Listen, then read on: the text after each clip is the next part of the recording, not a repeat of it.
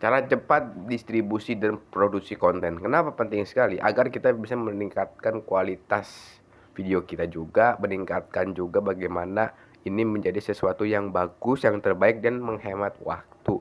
Karena kualitas dan kecepatan dalam membuat konten itu nomor satu. Ya, oke, gua akan bagi beberapa poin.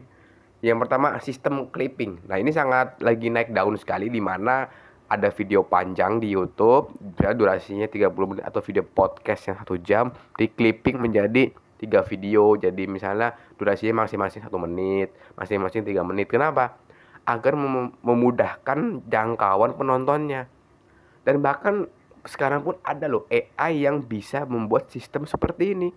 Dengan kita berlangganan misalnya sebulan membayar 500.000 atau berapa, itu ya worth it lah untuk mempercepat nih bagaimana video kita ini bisa growth lebih cepat, channel kita lebih terkenal. Kalau misalnya kita clipping manual ya, memang sih ada biaya tambahan kalau menggunakan sistem AI ini, tapi waktu yang kita punya lebih banyak. Kalau kita manual ya, kita manual masuk satu-satu ya itu bakal lama. Tapi sistem clipping ini sebenarnya masih mahal. Kenapa? Karena kita harus merekam di 4K 30 fps minimal. Kenapa nggak 1080? Kalau kita rekam di 1080, videonya bakal pecah ketika di cropping.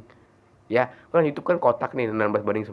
Misalnya kita upload ke TikTok yang durasinya itu 9:11, 9:16 kalau nggak salah yang tegak begitu kalau di HP. Itu bakal pecah kalau rekam di 1080. Ketika kita rekamnya di 4K atau lebih, misalnya 6K atau 8K itu bisa, tapi itu harus pakai kamera yang memang betul-betul memiliki spesifikasi yang tinggi banget. Ya, rekam di 4K cukup, kita cropping aja gambarnya, udah jadi clippingnya. Itu manualnya. Tapi kalau udah AI, cukup video YouTube, videonya panjang kita upload ke YouTube, salin linknya, masukin ke AI, dia bakal clipping sendiri. Nah, teman-teman harus pelajari sistem seperti ini.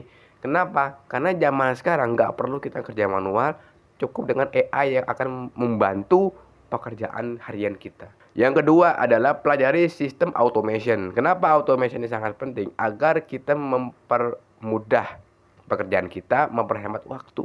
Ya, automation itu adalah gimana sistem kita menghubungkan AI dengan beberapa tools. Misalnya N8N itu sebuah website untuk kita membuat sistem automation ini. Tujuannya untuk bikin clipping, untuk upload konten, untuk membuat visual menggunakan AI itu bisa.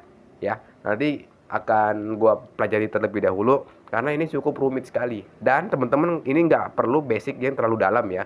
Asalkan teman-teman paham dasarnya udah cukup. Bukan berarti teman-teman tuh harus bisa ngoding, harus hebat dalam pemrograman, development dan sebagainya, itu nggak usah. Asalkan tahu dasar, sedikit aja dasarnya dari sistem automation ini, kita udah bisa menggunakannya.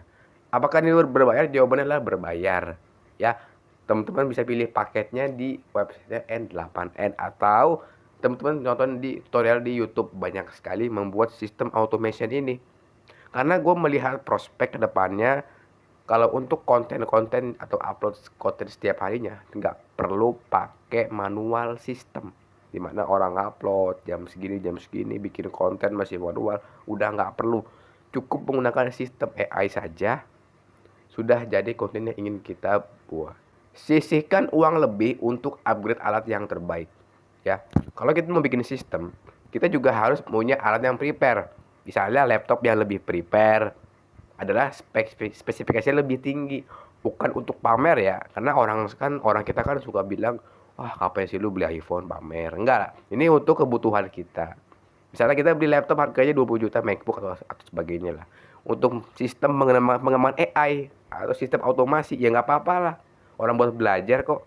Nah, jadi teman-teman kalian bilang kita nggak perlu pakai alat yang mahal lah, pakai yang murah juga cukup. Dulu gue juga begitu ngomongnya, pakai HP murah dapat gajian gede, itu dulu mindset gua.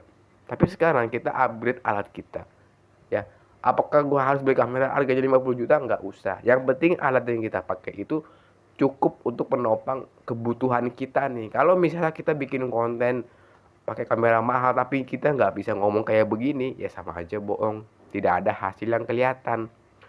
Jadi alat yang bagus beriringan dengan skill yang kita tambah juga. Jangan bilang kita pakai HP 17 Pro Max, laptopnya pakai yang MacBook, tapi kita nggak bisa ngomong depan kamera. Itu juga nggak bagus. Jadi teman-teman harus seimbang ya antara upgrade alat dengan upgrade knowledge atau ilmu yang kita punya. Pelajari tren sosial media dan psikologi penonton. Kenapa? Kalau kita ingin membuat konten dan membuat penonton itu suka dengan video kita, kita harus mempelajari nih sistem algoritma dan psikologi penonton. Karena dua ini adalah sesuatu yang penting sekali. Algoritma itu tren, berarti kan tren, misalnya ada berita lagi panas, gosip artis, itu ada trennya. Nah, itu ada respon yang ke masyarakat, yaitu psikologi, atau kalau menurutku pribadi ya, sudut pandang penonton terhadap berita tersebut. Nah, kita kalau bikin konten, kita juga harus bisa membuat hal seperti itu. Bagaimana narasi yang kita sampaikan ini, ya, konten atau narasi dalam video kita itu membuat sudut pandang, menimbulkan sudut pandang yang berbeda-beda di penonton kita. Tujuannya adalah agar video kita dicari oleh orang. Jangan kita bikin konten sekedar ngupload.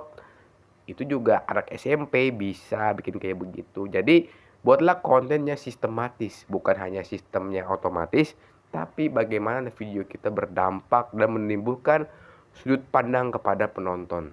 Yang terakhir, yang kelima adalah manfaatkan semua platform. Banyak sekali platform di sosial media, ada Instagram, TikTok, YouTube, X, dan sebagainya. Kita gunakan semua itu untuk mendistribusi konten kita. Tujuannya adalah agar bagaimana memaksimalkan minat atau jangkauan konten yang kita buat. Karena nggak semua orang buka YouTube, nggak semua orang buka TikTok, ya kan? Jadi intinya kita manfaatkan nih, jangan hanya fokus di satu platform. Oke teman-teman, itu adalah yang gue sampaikan di video kali ini. Silahkan dipraktekkan. Jangan lupa teman-teman untuk subscribe kalau yang berminat. Dan kalau teman-teman mau belajar lebih dalam lagi, bisa kunjungi channel gue di profilnya. Atau teman-teman bisa nonton video gue di deskripsi, video lain gue di deskripsi video ini ya. Sekian dan terima kasih.